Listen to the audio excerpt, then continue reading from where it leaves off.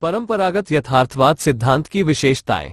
परंपरागत यथार्थवाद सिद्धांत अंतर्राष्ट्रीय संबंधों का एक सिद्धांत है जो राज्यों के व्यवहार को समझने के लिए शक्ति और संतुलन के सिद्धांत पर आधारित है। इस सिद्धांत के अनुसार अंतर्राष्ट्रीय राजनीति एक अराजक व्यवस्था है जिसमें राज्य एक दूसरे के प्रति प्रतिस्पर्धी होते हैं। राज्य अपनी सुरक्षा और हितों की रक्षा के लिए शक्ति का उपयोग करते हैं। परंपरागत यथार्थवाद सिद्धांत की कुछ विशेषताएं निम्नलिखित है। अराजकता। परंपरागत यथार्थवाद सिद्धांत के अनुसार अंतर्राष्ट्रीय राजनीति एक अराजक व्यवस्था है। इसका अर्थ है कि राज्यों के ऊपर कोई वैश्विक सरकार नहीं है जो उनके व्यवहार को नियंत्रित करती है। इस अराजक व्यवस्था में राज्य एक दूसरे के प्रति प्रतिस्पर्धी होते हैं। शक्ति। परंपरागत यथार्थवाद सिद्धांत के अनुसार शक्ति अंतर्राष्ट्रीय राजनीति का सबसे महत्वपूर्ण कारक है।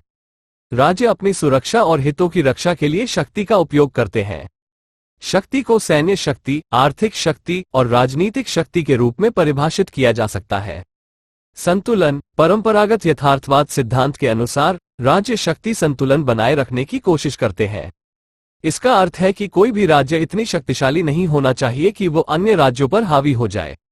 शक्ति संतुलन को बनाए रखने से युद्ध की संभावना कम होती है।